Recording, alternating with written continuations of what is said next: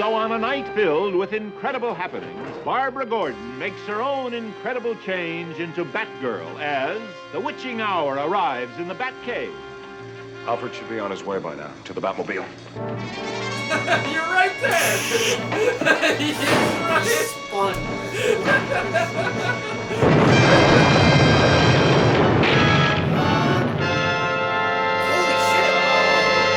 Damn. I was expecting that. Shit got real. Real fast.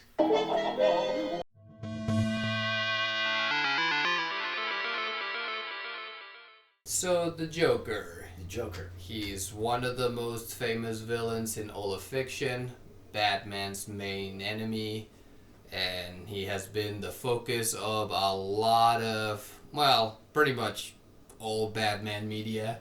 Every single, yeah. He shows up almost every time. You can't have Batman without the Joker, and Batman's everywhere. So, seeing as how he has his own movie coming out right around now, and the discourse around it is just great, I thought it would be appropriate to maybe spotlight one of the more infamous episodes of the 60s Batman show focused on the Joker.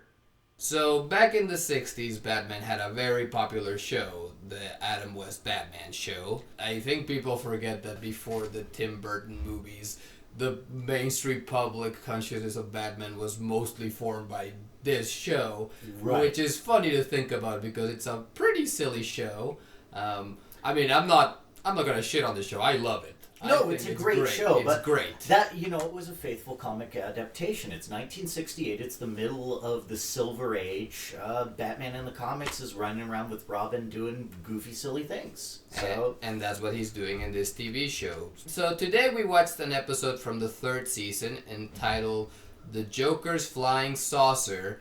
And the reason I chose this episode is because when, looking through the episodes and like the reactions people had to certain episodes, this is one of the lowest rated episodes online. I found a lot of people kind of talking shit on it, and I kind of wondered why, so I wanted to check it out. It also happens to be Cesar Romero's final appearance as the Joker. Right? Yeah, he was great. He was great. I thoroughly enjoyed his performance in this. Well, not just in this, like, just in general, he was right. a great Joker. Also, I love that he had a mustache, and he would just paint his face completely white and paint over the mustache. I didn't find the chance to say it while we were watching, but I don't know what's crazier. That they just painted over the mustache instead of having him shave it, or that it worked. It worked so well. It worked, like, unless they're doing a full close-up on him, you can't even tell. Yeah. So yeah, he was a great Joker. Adam West is a great Batman. Yes. Burt Ward is a pretty good Robin. I mean, they're good in their own way. That really suits what this show is doing, which is just total camp. Yes, they're solid characters. They fit their roles very well. Yeah, there's a reason why this show had such an impact. Yeah. Like, it's pretty good. However, it did seem like by season 3 they were running out of steam. Yeah, which brings us to this episode, The Joker's Flying Saucer. Oh, well, way to spoil it! Oh, I wonder who's behind this plan. Yeah, thanks, dude. We open with, there's been a sighting of little green men and flying saucers in the middle of Gotham. People are coming to the police to report Martians. And it turns out that... Not just some people, a lot of people. Everyone. The phones are ringing off the hook. Supposedly. We don't hear them ring. I'm sorry, sir, but we know nothing about it at all. I'm sorry, but we have absolutely no information, madam. Yes? They're not even I'm sorry, ringing. but an imminent invasion from outer space? He's that quick on the Well, I phone. rather He just doubt knows. it, miss. Commissioner Gordon just kind of has them out there and is answering them, but they don't ring. We're like, I guess I told him they were going to put it in post, and then they forgot. There's all these reports of Martians all over Gotham. It turns out it's a plot by the Joker. He is faking a Martian invasion. He has a real flying saucer that he's using to fake a Martian invasion so he can demand absolute control of Gotham. Yeah, he's essentially doing like what Orson Welles did with War of the Worlds with the radio show, but here it also ends with him somehow gaining control of the city and the world somehow. Yeah, it goes from I'm gonna control Gotham to I'm talking to the entire world. And well might Commissioner Gordon wonder what's happened to his daughter. Oh my God, they're in the Megazord! Look! Look, right over there. Just a few billion miles. It's time for my ultimate ultimatum. Hear this. Now hear this. All citizens of Gotham City and the world. This is the Joker speaking to you from outer space. And the very first thing we see is this lady talking to the scientist. Or it's actually not just some lady, it's Barbara Gordon. Yes, Barbara Gordon. Yeah, Barbara Gordon, Batgirl, who I completely forgot had ever been on the 60s TV show. I don't think she deserves this comparison, but she's kind of the Scrappy Doo. They put her in there in season 3 trying to, spice things up a bit. Yeah, I mean, they kind of happened to add her as the show was kind of running out of steam. It's not the character's fault. No, not at all. And she's fine in this. Yeah. She's okay. We'll get into it a little bit more, Yeah. but essentially... So the first thing we see is Barbara Gordon talking to this scientist all dressed in green, and suddenly a green guy shows up, and he's like... We now know his name is Verdigris. He's a little green man that they try and claim at one point is 3 feet tall. Yeah! Did he threaten you in any manner? Not exactly threatened me, but he certainly frightened me. It's not often I run into a man 3 feet tall. No, 3 feet tall. Holy interplanetary yardstick. They describe him and they're like, yeah, they literally say he's 3 feet tall, and they really harp on that. Like They tried at the beginning. When you first see him, he's like crouched down really far, and it's this shot looking down, so it's like they're trying. But then in the very next scene, he's talking to the Joker, and they're like very close in height. Like he's almost the size of the Joker. Where have you been, Verdigris?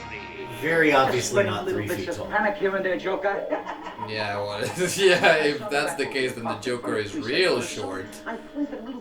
So essentially, he's not really a Martian. He's some guy the Joker is having go around town and scare people. Yeah, he's just a guy with He's just a guy in green makeup. Like, the Joker doesn't even say he's a dwarf or he's just a guy. He's just a guy. Coming in cold on this is weird as hell, though, because we're just sitting there going, why is the Joker doing a bad Irish accent, and why is everyone green? He really commits to that Irish accent. Oh, I was more than Marvy while I was in prison, Emerald. I was positively inspired, completing these plans for my flying saucer, with the help of my cellmate, a mad scientist who had a passing penchant for picking pockets. The plans look great, Joker, but what are you going to use to build your flying saucer out of? Oh, don't worry about that, Shamrock. It'll be made. It's not even an Irish-themed crime. It's Martian-themed, and Mars, therefore, little green Martians. Hey, yeah. Spoiler alert, Martian Manhunter does not show up. I was very disappointed. And Batman is like, well... I don't know what the fuck this is. I'm going to put it into the computer. So the computer does all the detective work. Yeah, literally is like, I have no idea what the fuck is going on. Computer, what do you think? And the computer just spits out like a description of what's happening. Now what, Batman? Well, let's see what this new current criminal activity bat disclosure unit has to disclose. Joker at large. Manufacturing a flying saucer. Gosh, Batman, this machine's almost human. He says, computer, what's going on? The computer goes, it's the Joker. Yeah. But then they World's point out, greatest detective. Well, they point out that the computer's great, but it's not as good as Batman because he has to figure out whether it's beryllium or titanium. Just what would Joker be using to make his flying saucer? Probably one of the lighter metals. Titanium, beryllium. Titanium. That's not how you say it. Titanium. Titanium? Titanium. The supply of titanium is very limited in this vicinity. They figure out it's beryllium. They tell Alfred, okay, we're going to have you do some spy stuff because we can't tip the Joker off yet that we're onto him. So we're going to stay here at the Batcave messing with the computers. You go sneak out and find the beryllium. Yeah, hang around there. And Batgirl has also gotten wise to the plot, so she's after it too, and we see her changing into her costume, and it's like, okay, Batgirl's gonna get to kick some ass. We cut to commercial, we come back, Alfred and Batgirl have been captured. Yeah. Off screen. Batgirl especially, like, we didn't, like, we were literally seeing her like, oh yeah, I'm ready for some shit, and literally the next scene she's just being held, like, she got into her sexy suit just so they could strap her to the rocket. Batman and Robin stay back at the Batcave, yes. And turns out the Batmobile has been rigged, so there's a bomb in it, and it explodes and fucking destroys the Batcave. Just like in the Batman serials, it's like, oh no, how could they have survived this? They cut away, they cut back. They're both in completely different positions that make no sense. Robin mentions that, oh, we were able to survive because our costumes have extra, like, anti-explosion explosion-proof thermal t-shirts. And he sounds like he's making it up on the spot. Every receiving device around here has been broken. And by all rights, so should we have been. Sure, Batman. If it hadn't been for our anti-thermal bat t-shirts we've been wearing lately. You're talking about your plot armor? Yeah. This episode was just nothing but pulling bat gadgets out of their bat butts the whole time. Well, not even pulling them out, because they're just mentioning... Oh, yeah! They're mentioning the existence of gadgets, but we don't actually see the gadgets in action. Like, yeah, probably the laziest moment in the entire episode is... Joker has strapped Batgirl to this rocket, and he's gonna shoot her to orbit. 6, 5, 4, 3, 2, 1. Blast off!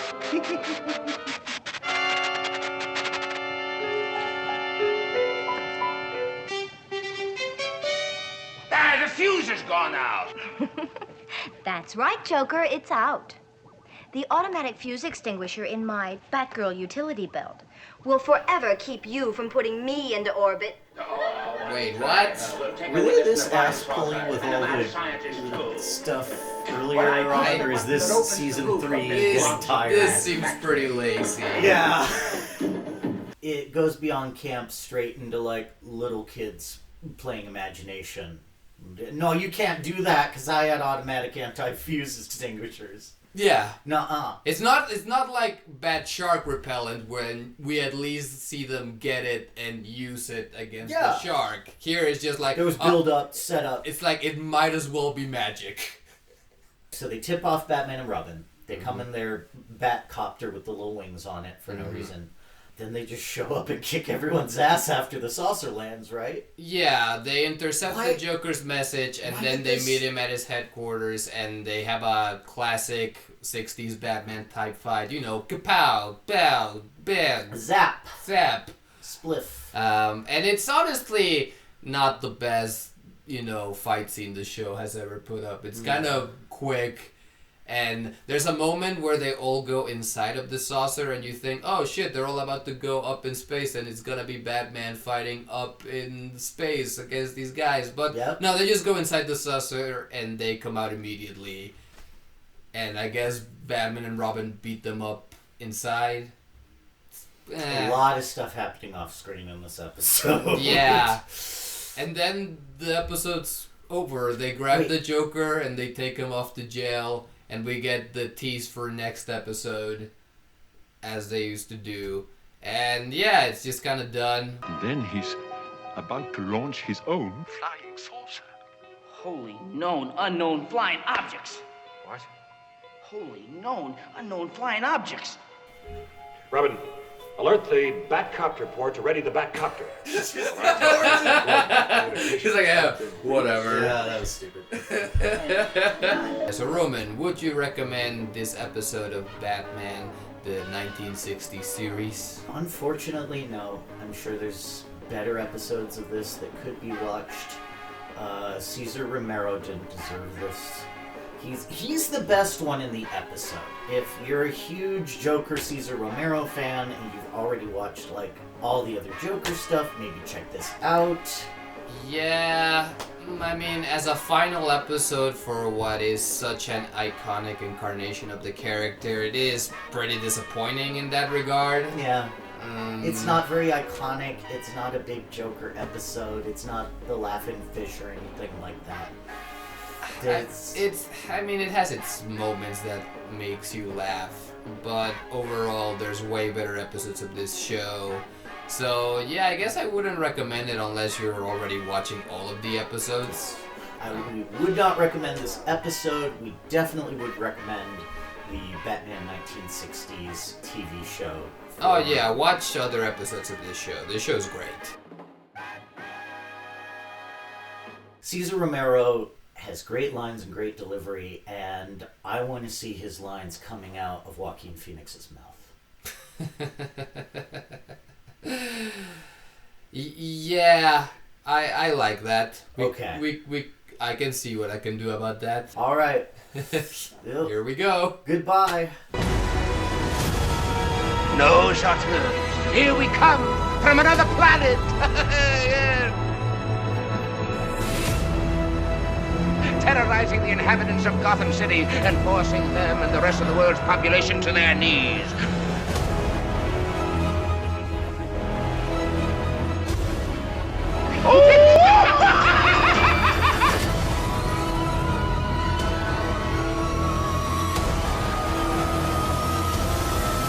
Well, what would any green-haired Martian demand, Emerald?